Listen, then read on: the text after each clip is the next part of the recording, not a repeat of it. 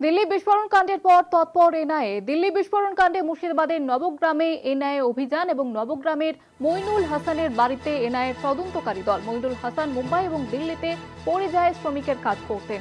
জঙ্গি সংগঠনের কাছে পাওয়া মোবাইল নম্বরের সূত্র ধরেই এই অভিযান একাধিক জায়গায় জারি করা হয়েছে।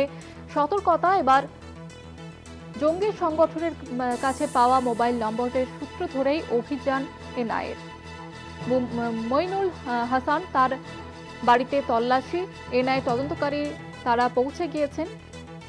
বিস্ফোরণ কাণ্ডে মুর্শিদাবাদের মইনুল হাসানের বাড়িতে এবার এনআইএ তল্লাশি। দিল্লি বিস্ফোরণ কাণ্ডের পর এবার তৎপর এনআইএ। দিল্লি বিস্ফোরণ কাণ্ডের পর মুর্শিদাবাদের নবগ্রামে এনআইএর অভিযান। নবগ্রামের মইনুল হাসানের বাড়িতে এনআইএর তদন্তকারী দল এবং যেমনটা জানা যাচ্ছে যে মইনুল হাসান মুম্বাই এবং দিল্লিতে পরিযায়ী শ্রমিকের কাজ করতেন। জঙ্গি সংগঠনের কাছে পাওয়া মোবাইল নম্বরের সূত্র ধরে এই অভিযান এনআইএর।